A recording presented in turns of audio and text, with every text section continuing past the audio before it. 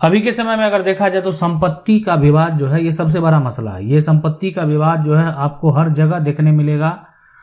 जो इसके मामले हैं कहीं ना कहीं बढ़ते जा रहे हैं, तो अभी आपको सतर्क रहने की जरूरत है। और आपका अगर इस प्रकार का कोई समस्या है तो उसका समाधान आप कैसे करेंगे। जो भी समस्या है, संपत्ति विवाद से संबंधित अगर कोई भी समस्या से अगर आप जूझ रहे हैं तो आपको क्या करना होगा, कहाँ जाना होगा, किनसे मिलना होगा, क्या प्रक्रिया आप करेंगे ताकि आपका जो संपत्ति का विवाद का समस्या है वो जल्द से जल्द खत्म हो जाए और आप जो है अपने आप को सुरक्षित महसूस करें। देखें, संपत्ति है तो किसी ना किसी प्रकार का कोई समस्या तो उत्पन्न होता ही है, ठीक है, कोई भी समस्या हो, लेकिन उस समस्या का आपको आखिर हल कैसे करना है ये जानना बेहद जरूरी है। आपको क्या स्टेप लेना पड़ेगा, आपको कहाँ जाना जो है एक तरह से सही रहेगा और उसका समाधान आप किस प्रकार निकाल लें ताकि यहाँ पर आपको किसी प्रकार का कोई समस्या भी झेलना नहीं पड़े। देखें, अक्सर लोगों के साथ क्या होता है, आज हम बात करेंगे अगर किन्हीं के पास कोई विवादित जमीन है और या आपकी जमीन पर किसी का अवैध दखल है, ठीक है, मान लेते हैं कि कोई झोपड़ी जो है यहाँ पर बना लिया है या कोई एक तरह से पर्चा बनवा लिया है, कोई आपकी जमीन को कब्जा करके जो एक तरह से रखे हुए है, या आपका मकान जो है उसी में परिवार का ही कोई विवाद हो, पारिवारिक मकान है, पुश्तैनी मकान है तो विवाद है, या आपका कोई ऐसा जमीन है जो कि पुश्तैनी जमीन है लेकिन उस पर भी विवाद है। आखिर आपको क्या करना चाहिए, कैसे करना चाहिए, कहाँ जाना चाहिए, चलिए उसको समझते हैं। देखें, अगर संपत्ति की बात करें तो ये संपत्ति जो है यानी दो प्रकार की संपत्ति होती है। एक संपत्ति होती है चल संपत्ति, उसको बोलते हैं, ठीक है, ये होता है चल संपत्ति।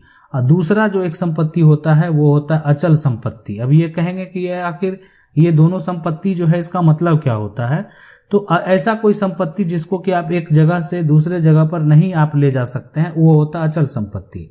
अचल संपत्ति के एग्जाम्पल की अगर बात करें तो ये हो जाएगा आपका घर हो गया, तो ये अचल संपत्ति हो गया। या अगर आपकी कोई मान लेते हैं जमीन है, आप उसको दूसरे जगह तो नहीं ले जा सकते हैं, तो ये आपकी जो है अचल संपत्ति है।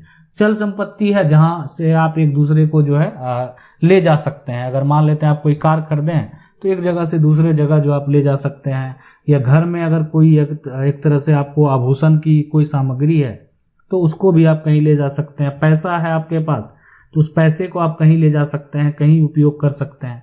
लेकिन अगर कोई प्रॉपर्टी आपने जहां खरीदी है वो प्रॉपर्टी आपका उसी जगह पर है, वो सब सारा हो जाएगा अचल संपत्ति। लेकिन अगर समस्या जो है आपका इस प्रकार है कि आप जो है एक तरह से विवाद से घिरे हुए हैं, तो आखिर विवाद से कैसे निकलना है, क्या करना पड़ेगा, कहाँ जाना पड़ेगा, वो जरूर समझ लें।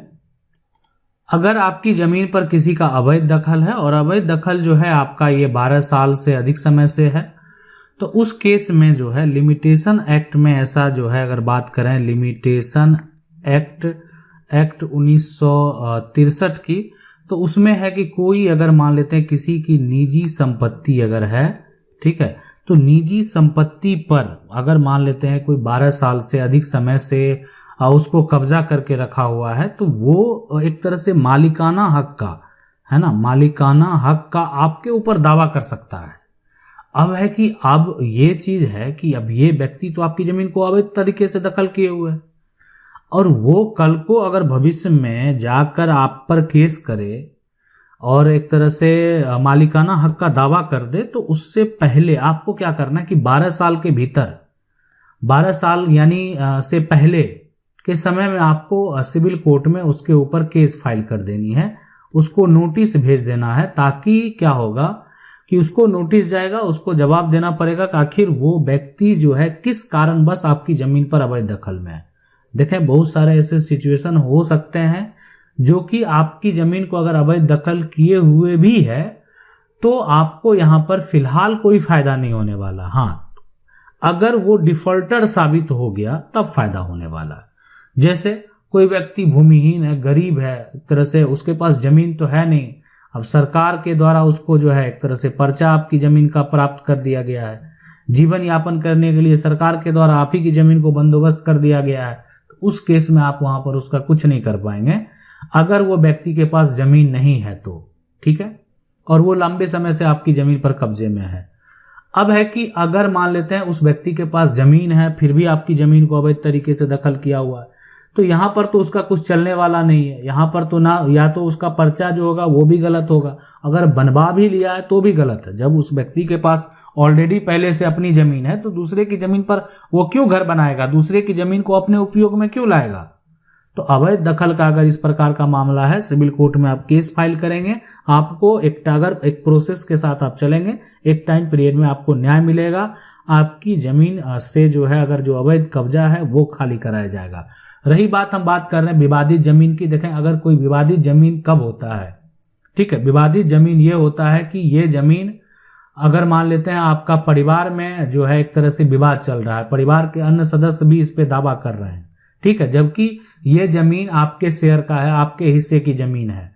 तो अगर आप ये विवाद है, तो कोई अगर मान लेते हैं आपका हिस्सा है और उसको अगर आप बेच भी लेते हैं तो भी विवाद करने वाला जो है वो विवाद खड़ा कर सकता है, ठीक है। तो इस केस में अगर आपको लगता है सटीक कि नहीं ये आपका शेयर है और आपको विवाद कर रहा है, आपको फसल जो है लगाने से उस पर रोका जा रहा है, उस पर खेती करने से रोका जा रहा है, तमाम चीजें हैं, तो इसके लिए भी आप सिविल कोर्ट में उस व्यक्ति के ऊपर केस फाइल कर सकते हैं, अगर उस व्यक्ति को ऑलरेडी हिस्सा उसके एवज में कहीं मिला हुआ है तो।